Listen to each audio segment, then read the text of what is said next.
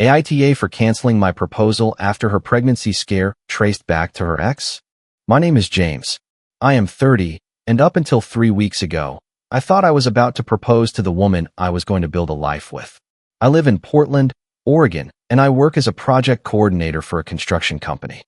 This means my life is basically spreadsheets, site delays, and pretending coffee counts as lunch. My girlfriend, Marissa, was 29. We had been together for almost 3 years and shared a rented 2-bedroom apartment with thin walls, a cramped kitchen, and a laundry room that only took a prepaid card that somehow never had enough money on it. Our place usually smelled faintly like her vanilla candles and my takeout containers. It was not fancy, but it was ours. We split expenses unevenly because I made more, and I was fine with that. Marissa worked at a dental office and was good at making ordinary things feel put together. She labeled pantry jars, bought seasonal dish towels, and had opinions about throw pillows I pretended not to understand. We had talked about marriage in a real way, not in a dreamy social media way. We had talked about timing, money, whether we wanted kids, and what part of Portland we could actually afford without eating rice and eggs forever. What she did not know was that I already had the ring. It was hidden in an old running shoe box on the top shelf of our closet because Marissa had never touched anything related to my old running phase. I had a reservation at this small Italian place she loved. It was the one with the bad parking and the dessert she always said she could marry. I had a little speech saved in my notes app that I had edited so many times it started sounding like a heavily rehearsed script, but the feeling behind it was real. The proposal was not a panic move. I was ready. Then she came home from a weekend trip, and everything shifted. She told me the trip was for her friend's birthday. She said it was a girls' weekend. They had rented a place, gone out downtown, taken blurry selfies with drinks, and eaten brunch at a place where the potatoes were apparently life-changing. I did not think much of it. I had spent that Saturday doing laundry, watching a college football game I did not care about, and pricing out shells we never bought.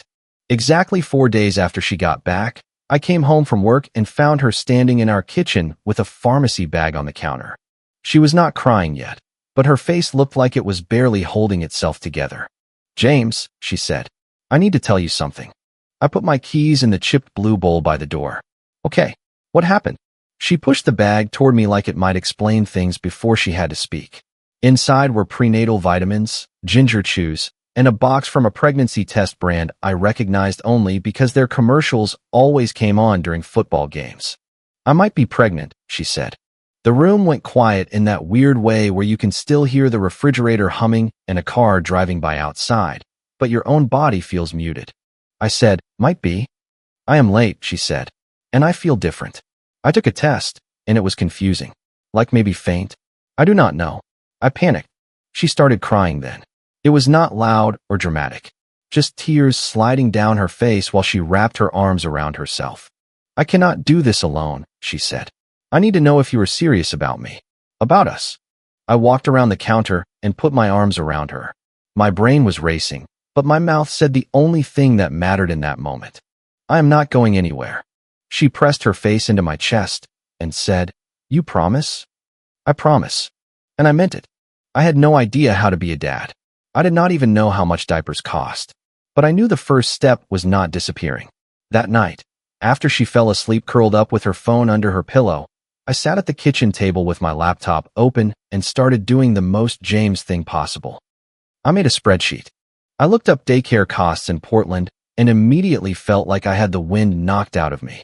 I checked our health insurance portal to see what would count as a qualifying life event and whether adding a baby later would open a special enrollment period. I clicked through apartment listings with 3 bedrooms and laughed once, quietly, because the rent numbers felt like a bad joke. One place charged extra for parking, extra for pets even though we did not have one, and a community fee for a courtyard that looked like a sad patch of mulch. Still, I made the numbers work in a rough, painful way. Less eating out. No new truck. Delay the couch we had talked about. Move up the proposal. That part hurt in a way I did not expect. I already wanted to marry her, but now I was ashamed that proposing might look like something forced. I did not want Marissa to think I was doing it because of a pregnancy scare.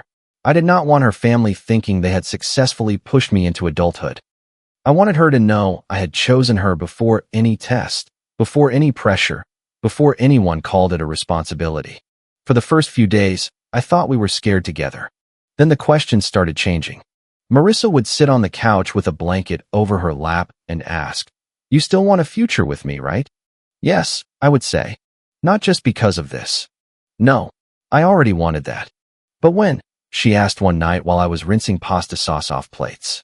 "Because I do not want to be some girlfriend with a baby while everyone waits for you to feel ready." I turned off the faucet. "Everyone." She looked away. "My mom knows." I stared at her. "You told Diane?" I needed someone to talk to. That was fair, I guessed. Her mom, Diane, had always been involved. She was too involved sometimes, but not in a dramatic way. She hosted Sunday dinners like attendance was mandatory and ran the family group chat like a strict organization based on family connections. But once Diane knew, the situation stopped belonging to just us. The group chat was called M Family Updates. I was in it because Diane had added me a year earlier after deciding I was basically family.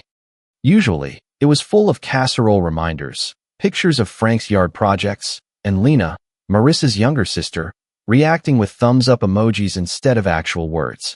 Exactly 2 days after Marissa told me, Diane sent a link to an article about fathers stepping up emotionally before birth.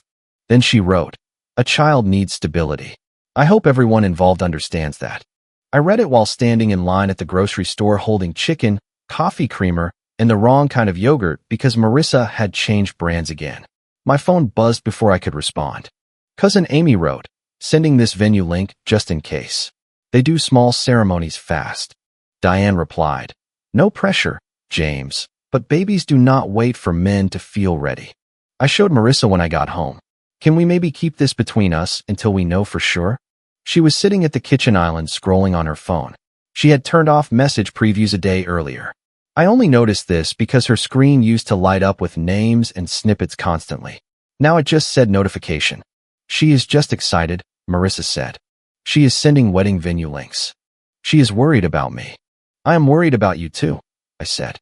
"That is why I think we should schedule an appointment." Her shoulders tightened. "I am serious," I said. "I can take time off. I will go with you." "Why?" she asked. "So I can be there. So we can hear the same information at the same time." Her eyes got glossy fast, way too fast. "So you can make sure I am not lying?" I felt the floor shift under me. "No," I said carefully. "That is not what I said. It is what you mean. Marissa, we are talking about leases, insurance, medical bills, our whole future. An appointment is normal." "I am the one whose body this is," she said. "I do not need you hovering over me." I backed off because I did not want to be that guy. I did not want to make a scared woman feel monitored or turn support into surveillance. So I apologized even though I had not accused her of anything. Sunday dinner that week was miserable. Diane and Frank lived about 35 minutes away in a tidy house in the suburbs with white trim, a flag by the porch, and a dining table that always had too many serving dishes on it. Diane had made roast chicken, mashed potatoes, green beans, and some kind of cheesy casserole that was usually the best thing on the table. That night it all sat there going cold while she watched me like I was on trial. Frank barely looked up from cutting his chicken. He was a quiet man. He was not unkind, just allergic to confrontation. Lena sat across from me, moving food around with her fork. Diane smiled like she was being generous. "So, James, have you and Marissa discussed dates?" I blinked. "Dates? For the wedding?" Marissa stared at her plate. I said, "We are still figuring out the medical side of things first." Diane's smile got thinner. "A baby deserves parents who are married, James. Not someday. Now." The word baby landed heavy because no doctor had said baby. No appointment had happened. No confirmed test had been shown to me. Just a pharmacy bag, tears, and a lot of people deciding my character based on how fast I performed certainty. I glanced at Marissa, waiting for her to say they did not even know yet. She did not. Instead, she whispered, "Can we not do this?" Diane reached over and patted her hand. "Sweetheart, sometimes men need clarity." I took a breath. I am not against marriage. Diane looked directly at me. "Then act like it." After that dinner, the group chat got worse. Diane posted articles. Amy sent more wedding links. Someone I had met twice wrote that kids need fathers who do not run. Lena finally typed that everyone should stop discussing this until Marissa had an actual appointment. Diane responded, "Some things are about character, not paperwork." Every buzz from my phone felt like another person voting on my life. The problem was, I was starting to notice things I did not want to notice. The pharmacy receipt stayed on the counter for a few days because neither of us was great at throwing away paper clutter. One evening, while cleaning dried coffee rings off the counter, I picked it up to toss it and saw the timestamp. Tuesday, 6:42 p.m. Prenatal vitamins. Ginger chews. 2 pregnancy tests. 2. Marissa had told me later she had taken 3. She said 1 was negative, 1 was faint, and 1 was weird. It was such a small thing that I felt terrible for noticing it.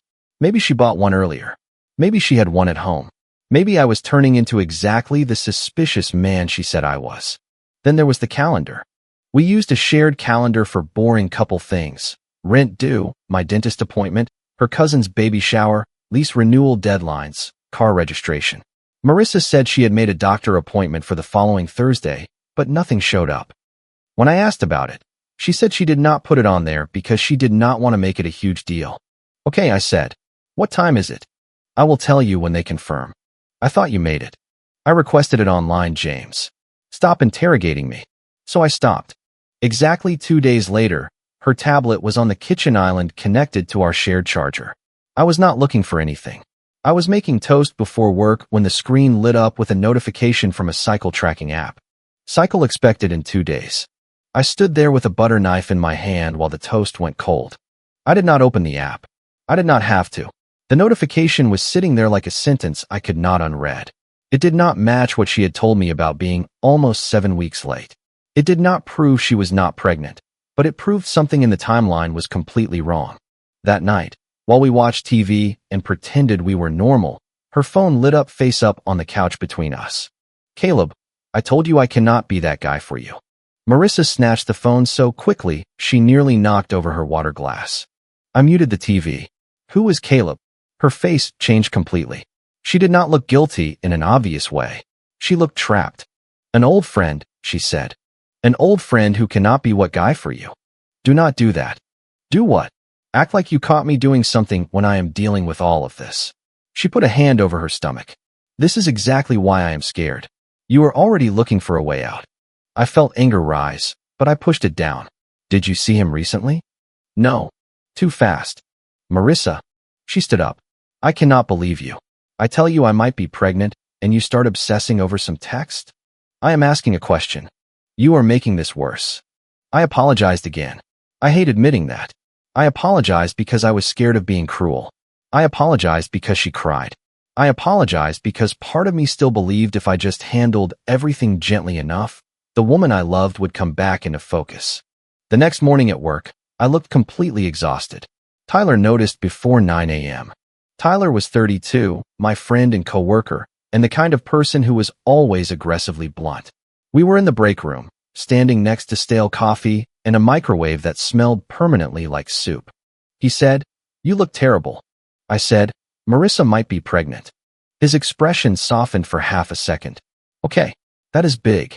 And her family is pushing marriage. Hard. You were already going to propose, weren't you? I looked at him. He sighed. Dude, you kept checking ring insurance websites on your lunch break. I am not a detective. I told him everything. The receipt. The missing appointment. The health app notification. Caleb's text. Diane's group chat campaign. Tyler listened without interrupting, which for him was incredibly rare. When I finished, he said, "Have you seen any medical paperwork?" No. A positive test? No. Appointment confirmation? No. He leaned against the counter. Then stop making permanent decisions with temporary information. I do not want to abandon her. Being responsible does not mean handing someone your wallet and your future because they cried first. That sounds harsh. It is harsh. So is a lease you cannot afford and a marriage built on a lack of trust. I rubbed my face. What am I supposed to do? Stick to verifiable facts. Do not accuse her of anything unless you have proof. Do not call her a liar. Ask for one reasonable thing, a doctor's appointment before wedding planning, lease changes, or money. And document everything. Because if her family is already calling you a coward, they are going to rewrite this story by Monday. I hated how much sense that made. That afternoon, I got a text from Lena. I am not trying to start anything. Then another. But you should ask her where she was Saturday night. Not the version she told Mom. I stared at my phone in the parking lot outside a job site while rain dotted the windshield. I typed, "What do you mean?" 3 bubbles appeared, vanished, appeared again. Lena wrote, "We share location through the family health app because mom made us set it up after dad's surgery." Marissa's location was at a downtown hotel for hours Saturday night, not the rented place. My stomach dropped. Was she with Caleb? I do not know. I just know mom asked why she was there, and Marissa said she was meeting friends at the hotel lounge. But later she told everyone she stayed at her rental all night. Then Lena sent one more message. "I am sorry. I should have said something sooner." I sat there for a long time, watching my wipers drag water across the glass.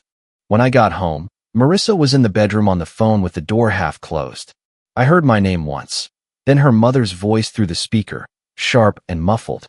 Marissa lowered her voice when she realized I was home. I did not confront her. Not then.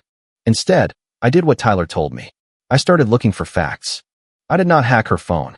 I did not break into anything. I did not read her journal or cross any lines. The hotel receipt came from the most ordinary place possible, her giant beige tote bag. I was looking for our lease papers because the renewal deadline was coming up and the leasing office wanted notice if we planned to leave. Marissa used that tote as a portable junk drawer. Makeup wipes, granola bar wrappers, old receipts, hair clips, and a parking ticket from 6 months ago she still insisted was unfair. Near the bottom, folded into a sticky grocery list, was a receipt from a downtown hotel lounge. Saturday, 10:18 p.m. 2 drinks. 1 appetizer. Parking validation attached. The receipt was not direct proof of cheating by itself. It was proof she had lied about where she was while asking me to rebuild my life around her honesty. I put it back at first. Then I took a photo because my hands were shaking and I knew she could throw it away. I hated myself for doing it. I hated that our relationship had become a situation where a receipt felt like evidence. That night, I asked again. We were in the kitchen. She was making tea she did not drink. The vanilla candle was burning on the counter, too sweet and too strong. "Can I come with you to the appointment?" I said. She closed her eyes. "Not this again. I am not asking because I do not care. I am asking because I care enough to make real decisions, and real decisions need real information. I should not have to prove myself to earn a ring." That sentence hit me because I had never told her about the ring. I said, "Who said anything about earning a ring?" She froze for half a second, then recovered. "My mom. Everyone. That is what this is really about, right? You do not want to be pressured." "No. I do not want to be manipulated." Her face hardened. "Wow. I will go to every appointment, pay every bill I am responsible for, and show up completely," I said. "But I need to know what is real. You are turning this into an interrogation." "No," I said. "Everyone else already did that. I am asking for facts before they judge me." She cried. She said I was making her stress worse. She said if something happened to the baby because of how I was treating her, I would have to live with that. She said her mother was right, that a decent man would not need proof. I almost folded. Then my phone buzzed. A money request from Marissa. Prenatal stuff. $180. She was standing 6 feet away from me. I looked from the request to her face and felt something inside me go quiet. "I am not sending more money until there is an appointment," I said. Her tears stopped like someone had turned a faucet. "Are you serious?" "Yes." She grabbed her phone. "Fine. I will remember this." So did her family. By Friday, Diane had called me twice and left one voicemail that started with her trying to be respectful and then immediately stopped being respectful.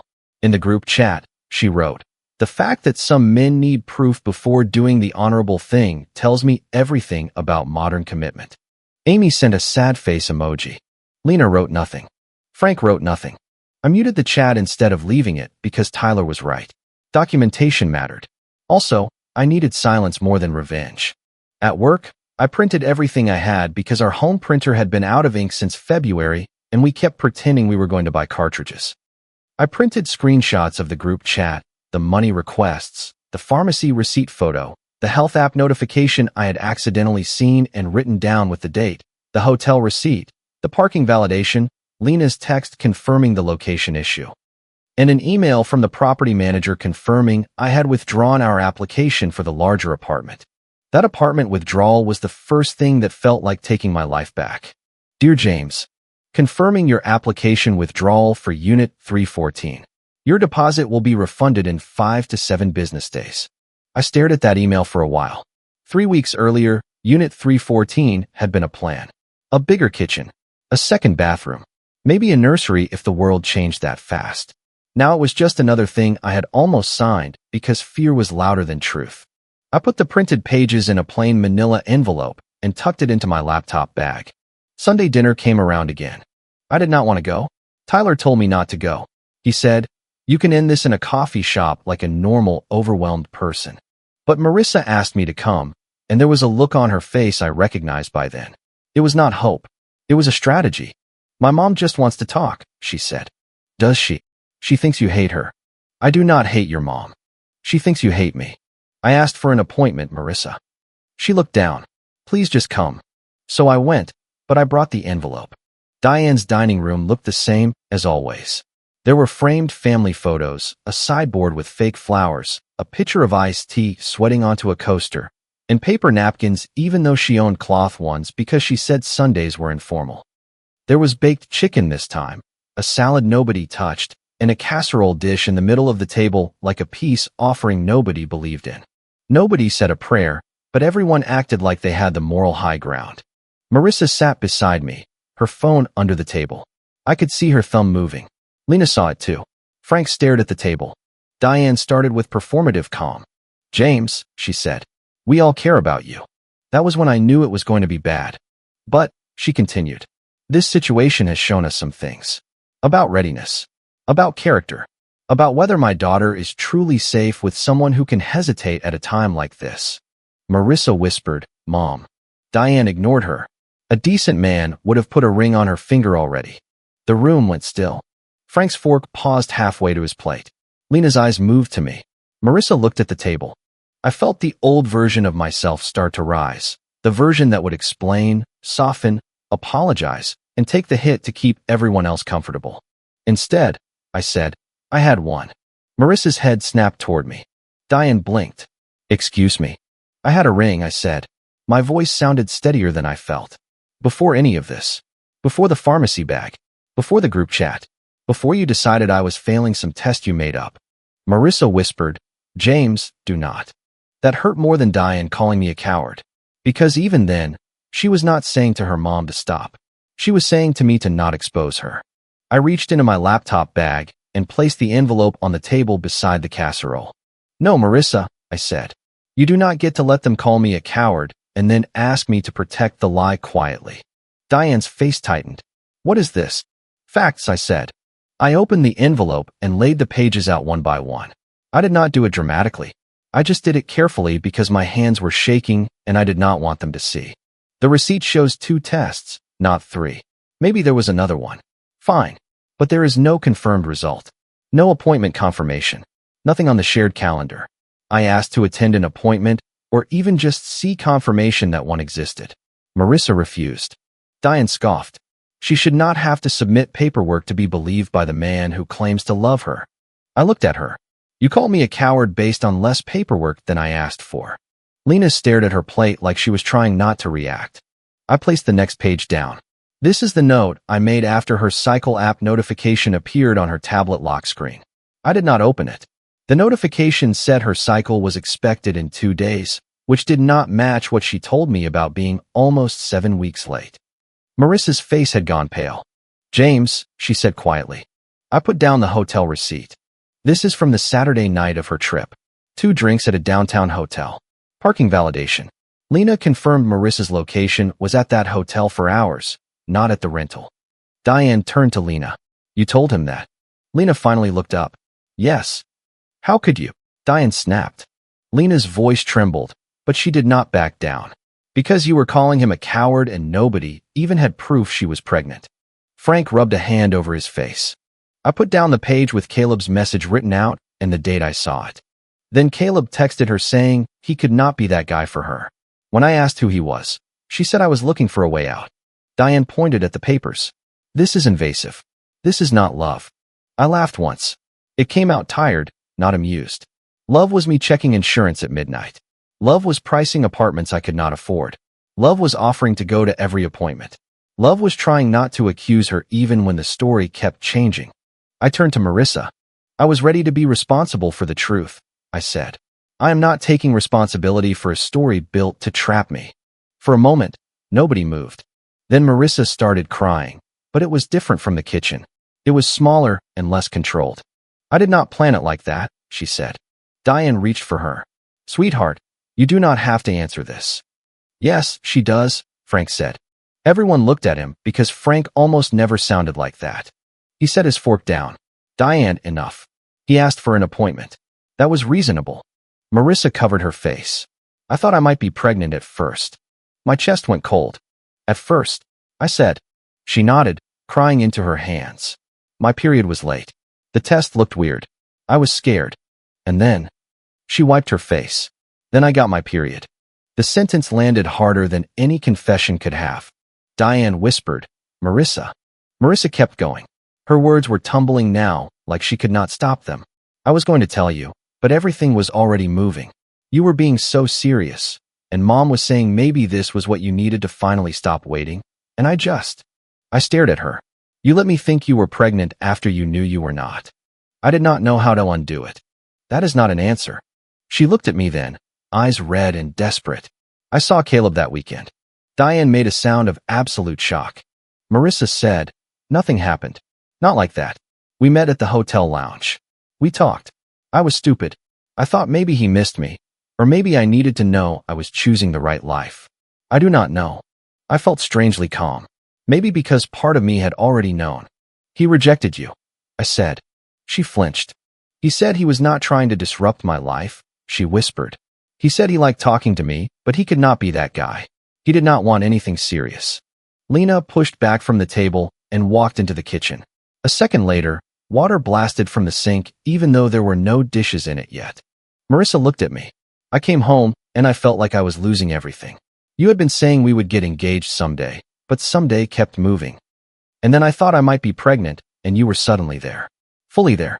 And I just wanted you to choose me before you had another reason to wait. I said nothing. She reached for my hand. I moved it back. I know it was wrong, she said. But I was scared. You were scared, I said. So you made me scared. Then you let your family shame me for not surrendering fast enough. Diane found her voice again. She made a mistake. A terrible mistake, yes, but she was under pressure too. Women panic when they feel unsupported. Frank turned to her. Diane, stop. She needs compassion. She lied, Frank said. And we helped her by refusing to ask one basic question. Diane's mouth opened, then closed. Lena came back from the kitchen, wiping her hands on a towel even though they were dry. She looked at Marissa, and her face crumpled a little. I love you, Lena said. But you let Mom call him a coward. You watched it happen. Marissa started sobbing harder. I wanted to feel victorious. I did not. I felt like someone had taken a future I wanted and destroyed it right in front of me, and then asked why I was upset about the noise. I stood up. Marissa looked panicked. James, please. The proposal is canceled, I said. Diane closed her eyes like the word proposal physically wounded her. Marissa whispered, you were really going to? Yes. When? At the end of the month. She covered her mouth. I swallowed hard. I loved you enough to show up. You used that against me. Please do not leave like this. There is not a good version of leaving this. I turned to Frank and Lena. I am sorry this happened here. Frank looked ashamed. I am sorry I did not speak sooner. Diane said nothing. I left the papers on the table. It was not because I wanted to humiliate Marissa more, but because I was done carrying the evidence of my own sanity around like a forbidden secret. The drive back to the apartment felt longer than 35 minutes. Portland rain made everything glossy and gray. My phone buzzed 6 times before I pulled onto our street, but I did not check it. When I opened the apartment door, the vanilla candle was still burning on the counter from before we left. The place looked exactly the same, which somehow made it worse. Her sweater was over the back of a chair. My coffee mug was in the sink. The baby budget notebook I had started was on the table, half filled with numbers that suddenly belonged to nobody. I went to the closet and pulled down the old running shoe box. For a minute, I just stood there holding it. Then I packed a duffel bag, work clothes, toothbrush, chargers, the folder with our lease documents. I blew out the candle and watched the smoke twist upward in the kitchen light. Tyler answered on the second ring. Are you okay? He asked. Can I crash at your place? His voice changed. Yeah, of course. I will explain when I get there. No need. I will put sheets on the couch. I almost cried at that. Not because it was profound, because it was simple. No moral test. No group chat. Just sheets on a couch. The next few days were practical in a way that kept me from falling apart. I emailed the leasing office and asked about removing myself from renewal obligations. I canceled the larger apartment application completely. I paused every shared subscription I paid for and separated our phone plan. I downloaded the payment history showing every request labeled as prenatal items and baby supplies. I sent Marissa one factual message because I did not trust phone calls anymore. I wrote, I am ending the relationship. I will coordinate the apartment and shared bills in writing. I will not discuss marriage, pregnancy, or money with your family. If there is any actual medical issue related to me, send documentation through email and I will respond appropriately. She replied 2 hours later. I am sorry. I know I ruined everything. I just did not want to lose you. I typed 3 different responses and deleted all of them. Finally, I wrote, you lost me when you decided the truth was optional. Then I muted her too. I did not block everyone right away. I wanted documentation, yes, but mostly I was not ready for the finality of it. The family group chat kept going for about half a day. Diane sent one long message about private family pain and outsiders judging women in vulnerable moments. Amy sent a heart. Then Lena posted, maybe nobody should call someone a coward for asking for the truth. After that, the chat went quiet. Frank texted me privately the next morning. James, I owe you an apology. You were reasonable. I should have said that at the table before it got cruel. I am sorry. I stared at that message longer than I expected. I replied, thank you. I appreciate you saying that. It did not fix anything, but it mattered. Marissa and I handled the apartment through email. She stayed there for a while, and I stayed with Tyler. Then I found a small studio on the east side that had one closet, loud pipes, and a view of a brick wall. The rent was still too high because Portland is ridiculous, but it was mine. No shared calendar. No vanilla candles unless I bought them. No family group chat deciding whether I was decent. For a while, I kept the ring. It was not because I wanted Marissa back. I did not. But returning it felt like admitting the good parts never existed, and I was not ready to do that. The good parts had existed. The Sunday mornings with coffee and laundry. The way she used to squeeze my hand in crowded places. The stupid arguments about whether soup counted as dinner. The ring had belonged to that version of us, and I needed a little time before I could let that version die without rewriting it into something ugly. Eventually, I took it back to the jewelry store. The woman behind the counter was kind and professional in the careful way people are when they know there is probably a story, but do not ask. She processed the return, explained the restocking fee, and handed me paperwork in a cream-colored folder. I thought returning the ring would feel like failure. It felt more like setting down something heavy. I used part of the refund for the studio deposit and part of it for therapy. My first appointment was on a Tuesday evening after work. I sat in a gray chair across from a woman with a notepad and tried to explain how close I had come to marrying someone because everyone around me had confused pressure with proof. I still think about the version of myself at that kitchen table, opening insurance tabs and apartment listings because he thought love meant moving fast enough to outrun fear. I do not hate that guy. He was trying. He wanted to do the right thing. But responsibility without truth is just control wearing a nicer shirt. I did not abandon a child. I did not walk away from a family that needed me. I walked away from a trap shaped like one. If you like the stories, don't forget to leave a comment and support the channel by subscribing.